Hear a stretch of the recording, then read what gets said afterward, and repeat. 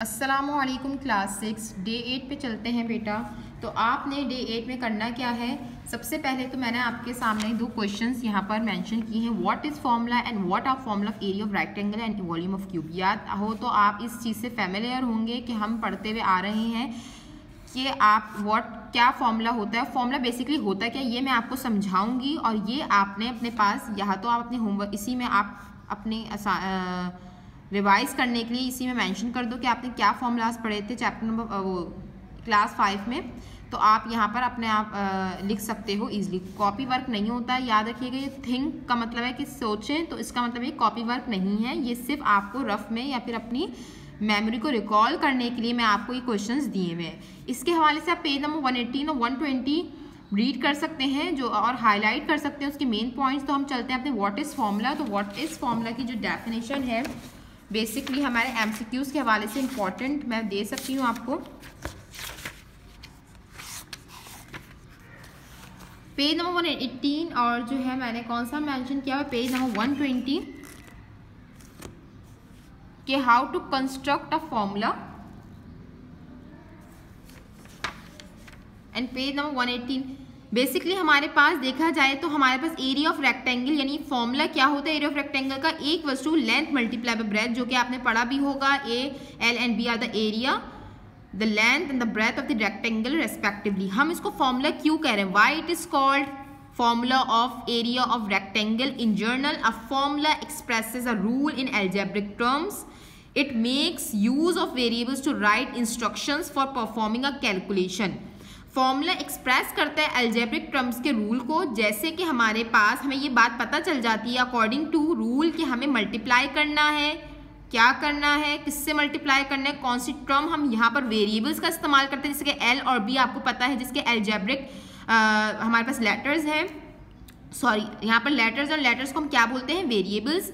To write instruction for performing a calculation, हमें ये बात भी इंस्ट्रक्शन भी पता लग जाती है कि हमें length L for length and B for breadth और हमें ये कैलकुलेट करना है, परफॉर्म करना है। तो फॉर्मूले की आपको यहाँ पर डेफिनेशन ऑफ मार्क कर सकते हो।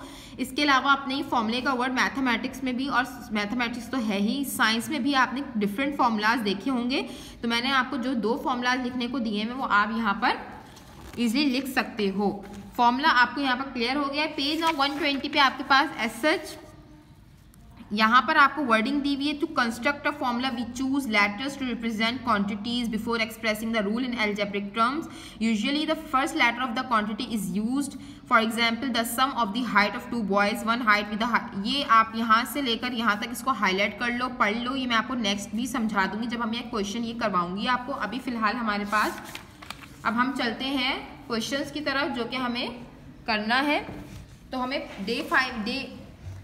डे 8 में जो हमारा वर्क है, इससे पहले मैं 2-3 बात आपको बता दूं। तो डे 6 और डे 7 की वीडियो नहीं है, लेकिन आपने काम करना है जो भी काम यहाँ मेंशन है, प्रिपेयर प्रेजेंटेशन स्लैपिंग इंटीग्रेशन, ये मैं आपको व्हाट्सएप ग्रुप पे सेंड कर दूंगी। बाकी जो भी आपको है समझ में आ रहा है रफ कॉपी में प्रैक्टिस करना है, और आपको ये जो टेस्ट नंबर 1 है वो आपको व्हाट्सएप ग्रुप पे दे दिया जाएगा जो आपको डे 7 में परफॉर्म करना है।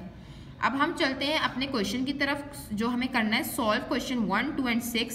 नोटबुक में इंडेक्स आपकी टाइम टू टाइम मेंटेन होता जाए। मैं जो आपको यहाँ समझाऊंगी वो है question number 1 and 2। Question number 1 and 2 मैं आपको यहाँ पर समझाने जा रही हूँ। क्वेश्चन में क्या है हमारे पास, if y equals to 3/5x + 26 find the value of y when x equals to 12। याद हो तो मैंने आपको जो वैल्यूज पुट करने वाले क्वेश्चन थे वो प्रीवियस मिड टर्म में समझाए थे, लेकिन अगेन यहाँ पर वो क्वेश्चंस आ गए हैं। ये देखा जाए तो हमारे पास एक फॉर्मूला हमें दिख रहा है जिसमें हमारे पास हमें y की वैल्यू फाइंड करने को दी हुई है, जिसमें हमें x की वैल्यू बता दी गई है। तो हम सबसे पहले करेंगे पूरा क्वेश्चन उतारेंगे, बहुत बड़ा है तो आप लोग उतार लेना। सॉल्यूशन की तरफ चलते हैं। मैं एक्सप्रेशन अपना इक्वेशन जो हमारी जो फॉर्मूला में दिया हुआ है y इक्वल्स टू 3/5x + 26। अच्छा एक बात याद रहे, अब आप इसको इक्वेशन भी बोल सकते हो, बट एक बात जरा क्लियर रखिएगा बेटा कि मैं इसको फॉर्मूला क्यों कह रही हूँ, बिकॉज हमारे पास ये ऐसा एक्सप्रेशन या ऐसा हमारे पास यहाँ पर ये स्ट्रैटेजी यूज हुई है जिसमें हमारे पास जो हमें फाइंड करना है वो हमें पहले से ही इन्होंने सिंगल यहाँ पर लेफ्ट हैंड साइड पे इसको रखा हुआ है और हमें एक फॉर्मूला बनाकर दे दिया और बोला गया है कि x की वैल्यू पुट करके हमारा पूरा ये y निकालें। पहले तो हमें अरेंज करना पड़ता था ना, इसमें हमें डायरेक्ट ये काम दिया हुआ है। अब हम करना ये है, क्योंकि हमारे पास x की वैल्यू क्या दी हुई है बेटा, याद रहे यहाँ पर देख सकते हैं बेटा, x की वैल्यू याद रखने की बात है कि x हमें जो है 12 दिया हुआ है। x हमें क्या दिया हुआ है 12, तो याद रखिएगा x की जगह हमने 12 लिखना है। जब सॉल्व करेंगे x की जगह हम 12 लिखेंगे, कैसे,